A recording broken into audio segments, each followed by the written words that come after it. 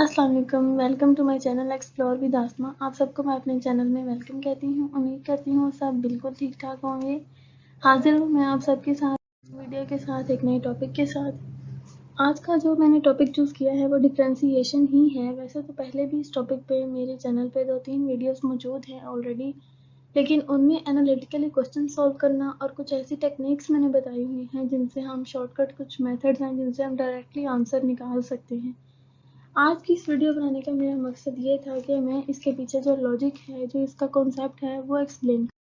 अगर मैं आपसे पूछूं कि डिफरेंशिएशन क्या है, इसके पीछे क्या लॉजिक है, इस कॉन्सेप्ट को क्यों इंट्रोड्यूस किया गया, किस चीज़ को मद्देनज़र रखते हुए ये चीज़ ऑब्जर्व की गई कि हमें डिफरेंशिएशन या डिफरेंशियल ऑपरेटर है ये यूज़ करना चाहिए, और इस सबसे बढ़ के कि इसकी रियल लाइफ में क्या एप्लीकेशन हैं, तो यकीनन हम में से 50% लोग ऐसे होंगे जिनको इन क्वेश्चंस के आंसर ही नहीं आते होंगे।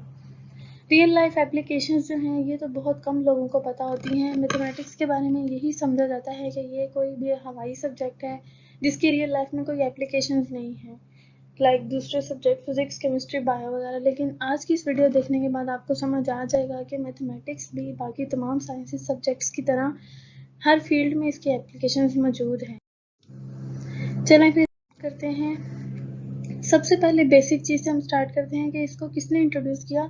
इसका क्रेडिट जो है वो बेसिकली जाता है आइजैक न्यूटन और गॉटफ्राइड लिबनिज को।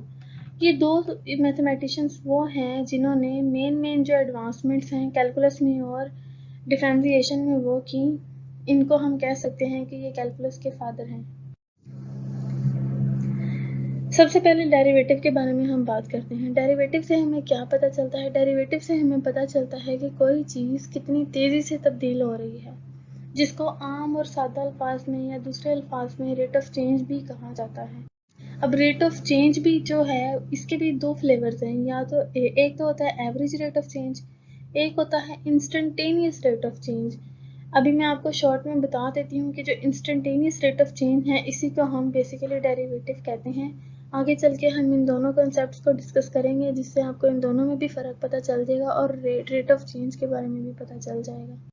आगे जाने से पहले एक चीज़ मैं आपको बता दूं कि ये जो आपने याद रखना है कि जब भी कोई चीज़ तब्दील हो रही है वो किसी ना किसी चीज़ की और चीज़ के रिस्पेक्ट से ही चेंज हो रही है।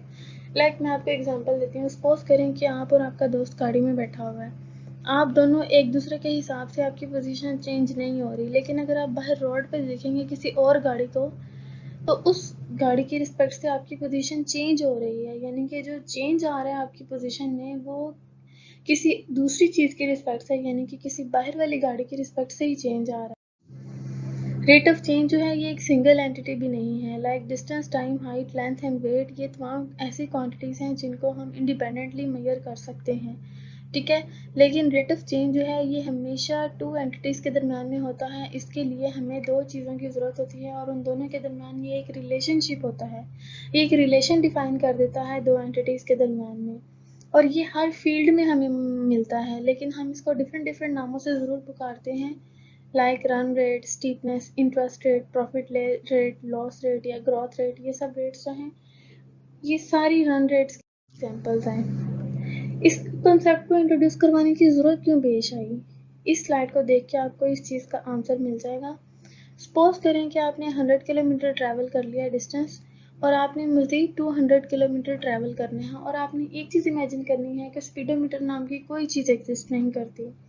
अब आप मुझे बताएं जो रिमेनिंग 200 किलोमीटर का डिस्टेंस है उसको कवर करने के लिए जो टाइम रिक्वायर है, क्या हम वो फाइंड कर सकते हैं? यकीनन ये एक आसान सवाल नहीं होगा, बहुत मुश्किल प्रॉब्लम हो जाएगा और शायद हम इसको सॉल्व भी ना कर सकें without having a relation between distance and time, ठीक है। अगर हमने इसको सॉल्व करना है, इस क्वेश्चन का आंसर करना है, तो हमारे पास डिस्टेंस और टाइम के दरमियान में एक रिलेशनशिप होना बहुत ज़रूरी है। अब हम अपने एक्चुअल पॉइंट की तरफ आते हैं, डेरिवेटिव या डिफरेंशिएशन, जो कि हमारी आज की वीडियो का टॉपिक भी है। एक आदमी कार चला रहा है और उसका एक्सीडेंट हो जाता है। Suppose that t is equal to 5 second. अब मैं आपसे ये पूछती हूँ अगर कि किस चीज़ पर डिपेंड करेगा कि वो ड्राइवर सरवाइव करेगा या नहीं, उसकी एवरेज स्पीड पर डिपेंड करेगा या उसकी इंस्टेंटेनियस स्पीड पर डिपेंड करेगा? तो यकीनन आप यही कहेंगे कि इंस्टेंटेनियस स्पीड पर डिपेंड करेगा, कि जिस इंस्टेंट पे उसका एक्सीडेंट हुआ है, जिस पॉइंट पे उस पे उसकी जो स्पीड थी, उससे हम अंदाज़ा लगा पाएंगे कि वो ड्राइवर बचेगा कि नहीं। लेकिन यहाँ एक बहुत मेन क्वेश्चन आता है कि यहाँ पे तो हमारे पास एक ही टाइम है, टाइम 5 सेकेंड ही है, एक ही वैल्यू है, जबकि हमें रेट ऑफ चेंज फाइंड करने के लिए हमेशा 2 पॉइंट्स चाहिए होते हैं। तो हम इसको कैसे फाइंड करेंगे? इसका सोल्यूशन जो है वो स्लाइटली है और उसके कुछ 2-3 स्टेप्स हैं। तो वैसे अगर आप इनको अच्छी तरह समझ लेंगे ना तो आपको ये लगेगा कि बड़ा अच्छा ये क्लेवर सोल्यूशन है इसका, और अगर आपको ये समझ नहीं आएगी तो आपको बिल्कुल ये हवाई बातें लगेंगी। अच्छा, मैं अब आपको इसको एक-एक करके एक्सप्लेन करती हूँ। थर्ड पॉइंट को आपने बड़ी अच्छी तरह समझना है, ये बहुत इम्पोर्टेंट और बहुत कॉन्सेप्चुअल पॉइंट है। फर्स्टली हमने क्या करना है, एक पॉइंट तो हमारे पास ऑलरेडी मौजूद है ना, t is equal to 5 second. अब हमने सेकेंड पॉइंट एक लेना है, वो हमने एज्यूम कर लेना है, इस तरह एज्यूम करना है कि वो पॉइंट जो है फर्स्ट पॉइंट के बहुत बहुत बहुत क्लोज होना चाहिए। लाइक अगर 5 है तो 4.99999 ले सकते हैं या 4.999 ले सकते हैं, या अगर हम 5 से लेना चाहिए तो 5.000001 भी ले सकते हैं। ये दोनों ही पॉइंट्स, तीनों पॉइंट्स उसके बहुत क्लोज हैं। ठीक है, डिपेंड करता है कि आप क्या चूज़ करते हैं। फिर हमने उस ये पॉइंट, इन दोनों पॉइंट्स के दरमियान एक छोटा सा इंटरवल बन जाएगा ना, फिर एक 5 और एक 4.999। सपोज किया कि अगर हमने ये वाला पॉइंट चूज़ किया, इस छोटे से इंटरवल के ऊपर हम एवरेज स्पीड फाइंड करेंगे। एवरेज स्पीड का फार्मूला तो आपको पता है ना, change in distance over change in time. ये हम डायरेक्टली कैलकुलेट कर लेंगे वैल्यूज पुट करके। उसके बाद हमने क्या करना है, उस इंटरवल को हमने एक्सट्रीमली क्लोज टू जीरो ले आना है, not actually not zero, but very very very close to zero. यानी कि हमें उसके ऊपर लिमिट अप्लाई कर देनी है, डेल्टा टी यानी कि चेंज इन टाइम का जो इंटरवल है वो अप्रोच कर रहा है जीरो को।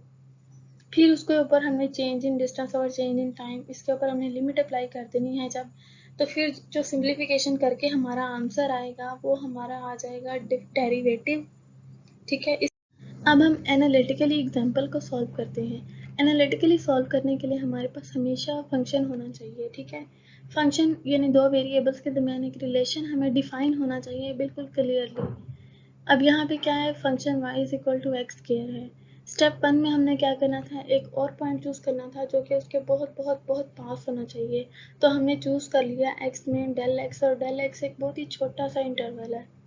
अब हम फाइंड कर लेंगे del y over del x, ये आप सबको लेना आता है। इस तरह करके हम फॉर्मूले में कुछ वैल्यूज पुट करके सिंप्लीफाई कर लेंगे तो हमारे पास ये आंसर आ जाएगा। अब हम इसके ऊपर लिमिट अप्लाई कर देंगे, del x approaches to zero. First of all हम क्या करेंगे, इस पूरी इक्वेशन को डेल x से डिवाइड कर देंगे। जब हम डिवाइड करेंगे ना तो यहाँ पे हमारे पास डेल x रह जाएगा प्लस 2x रह जाएगा। ठीक है, इस एक स्टेप को आपने खुद से कर लेना है। उसके बाद जब हम लिमिट अप्लाई कर देंगे तो हमारा आंसर आ जाएगा 2x, और यही हमारा आंसर है। ये था आज के लिए। उम्मीद करती हूँ कि आप सबको आज का टॉपिक बहुत अच्छा लगा होगा। अगर आपको किसी टॉपिक पे कोई वीडियो वगैरह चाहिए तो आप मुझे कमेंट सेक्शन में भी बता सकते हैं। मिलते हैं एक नए टॉपिक के साथ नई वीडियो में, तब तक के लिए अल्लाह हाफिज़।